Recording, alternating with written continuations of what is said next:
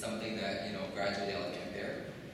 So my research today is about the analysis of the factors that led to the establishment of the Ontario Agency for Health Protection and Promotion Act of 1907. Most of you know this act is the one that led to Public Health Ontario Agency today. So the policy issue I'm trying to address in my research was the lack of a dedicated public health agency in Ontario that is responsible for the protection and promotion of health of Canadians. With a specific question is, what are those factors that have led to the establishment of this legislation? How did it come about? Now, it's very important that when you talk about that, it seems like a very complex topic at the beginning. So one of the good things that came out of my research was to put together a timeline. How did we get to 2007 when the act was put forward? And it started out from 2003. So from March to April, the first wave of Toronto's SARS virus hit. What was interesting about that outbreak, that it hit in two phases. So you had the first outbreak from March to April, and then the second one came about from May to June. And I'll talk about this later, why this was signified as a very important event of having two waves of SARS happening. Then in early May of 2003, the health minister at the time commissioned a panel led by Dr. David Naylor, which put forward the Learning from SARS report. A lot of you know it as the Naylor report. And around the same time, the provincial panel also put forward a committee led by Dr. David Walker to set forward the legislation in 2007. Now, what was interesting is the report from the David Naylor report came out in October 2003, but the Walker report, the interim one, came out in December 2003, with the final one being published in 2004. Then 3 years later, the Act came into place. So, I decided to go look into the report. It's a very extensive report. Look into the Walker report as well. I was privileged to conduct an interview with Dr. David Naylor himself. I looked at news articles, and I reviewed some of the House of Commons proceedings throughout the process. So I'm going to get to my findings right away. So the framework that I employed to look into all of this was the multiple streams framework by Kingdon, where he looks at the problems, policies, and political streams, how they come about, all three of them coupled together through an opening of a policy window for decisions to happen. Here are my findings. So for the problem stream factors, I'll go through each one at a time. The problem stream factors, the big thing was the focusing event. So as I said earlier, the big focusing event was the two phases of Toronto SARS outbreak. The first one happened between March to April, with the second one happening from May to June. The reason why that's important is that people, especially government elites in the beginning, didn't really worry about it as much, because they thought it was just a phase that will go away. But what ended up happening is that the second wave coming in, it really galvanized the attention. People really took serious note to what's going on. So it became a very important focusing event for everyone to pay attention to. And then the other two minor ones within the problem stream factors are this change of indicators. For the first time, WHO released an unprecedented travel advisory warning to Toronto, saying most people do not travel to Toronto during this time. This really caught the attention of a lot of government elites worried about the state of tourism within Canada. And finally, the rising rates of infectious diseases. During that time from 2000 to 2003, there was a lot of outbreak of food poisoning. There was an outbreak of water with E. coli contamination in the Walker Town. Now, if you know Kingdon, you know that he talks a lot about how the importance of visibility around the focusing event. And when I looked into the research to see how much media articles were generated around SARS, on average, there's 25 articles published every single day about SARS. Most of them condemning Ottawa for the way they're handling the SARS outbreak. Sorry, this just takes me a little bit too quick.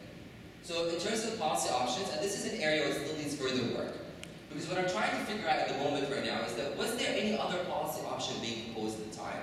Or was the policy option of saying, let's create a dedicated agency within Ontario, the only one put on the table? What is clear, though, is that both the Walker Report 2004 and the Learning from SARS report by Dr. David Naylor have published the exact same recommendation, which is, let's create a dedicated public health agency within Ontario.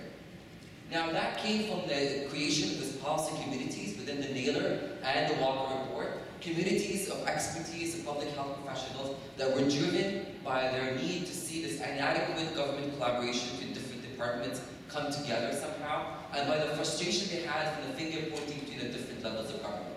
This really pushed them together, all the communities, put forward one set of policy and solution, and to them, it was the creation of this public health agency. For me, I identified Dr. David Naylor as a policy entrepreneur because of multiple reasons. Mainly, he invested countless time and effort interviewing many of the people who were actually affected by the SARS outbreak.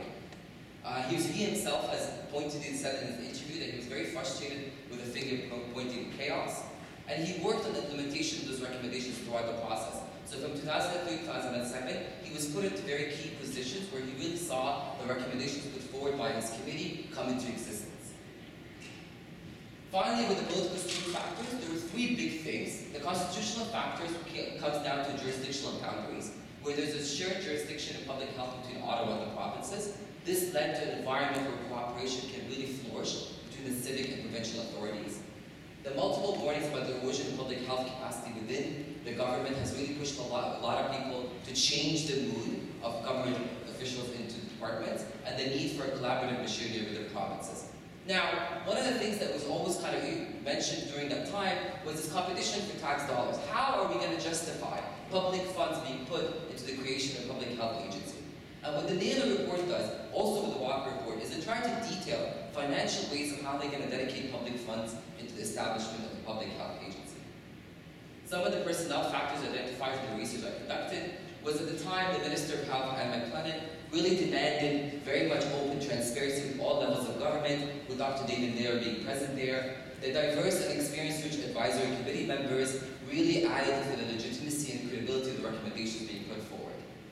In terms of micro-political factors, the big things were this open letter that was published heavily throughout the media from Tony Clement, at the time who was the health minister of the provincial government, to Ahmad Firas, condemning her for the way they handled the outbreak within Toronto Airport and the need for a more rigorous approach to screening people in the airport. And also, this whole increased media scrutiny of the health minister at the time really pushed her to support the recommendations being put forward by the reports, and we see that from the House of Commons proceedings throughout, where she publicly acknowledges Naylor's work and why she supports it. Now, what's also interesting about that is under Martin's government, McLennan ended up being the Deputy Prime Minister, and she became the Minister of Public Safety in charge of emergency response. So we saw her take the recommendations being put forward by Naylor throughout the process. Now, the window of opportunity. So Kingdon talks about the window of opportunity being opened by the presentation of this compelling problem or changes in the political stream. And from what I conducted from my research and my interview, it's become clear to me that the window really opened due to changes in the political stream. So this positive alignment and strong working relationships between the different key players, whether it was Dr. Sheila Basura, who was part of the committee and ended up being Assistant Deputy Minister and the Chief Medical Officer of Health, Dr. Terry Sullivan and Jeff Dunkley, who were assigned to develop the blueprint for the new public health agency. Now, the reason why they're important is because, for example, Dr. Terry was a very close colleague of David Naylor. He was involved very much in the report's findings, and him being in charge later on to assign the Chief Medical Officer of Public Health really saw the recommendations being put forward. So for me, the problems, policies, and politics stream really came together at this critical juncture around the time of 2005-2006, leading up to legislation being presented in 2007. I hope that this very quick presentation was able to give you a glimpse into how you can apply Kingdon's three-stream framework into any policy, health policy issue out there. For me, I chose to look into how the Ontario Agency of Public Health and Protection Act came into place. Sorry,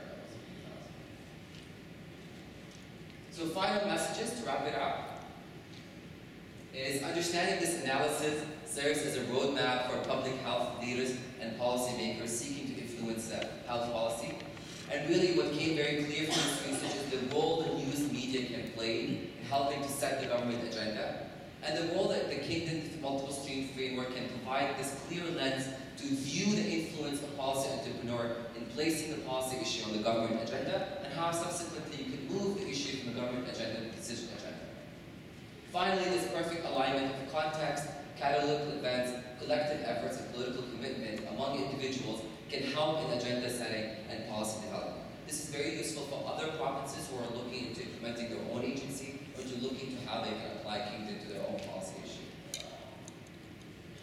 And some of the key recommendations is taking advantage of often short and unpredictable policy windows like the one I presented earlier, to look into how to influence policy change, and to recognize that there is a coupling with three streams, and to take advantage of that coupling, because it doesn't always happen, to capitalize on a focusing event, and change in indicators to get an issue onto the government agenda, and finally to utilize events within government and recruit key personnel to help move a policy issue of interest to you or your department or your province to push it forward.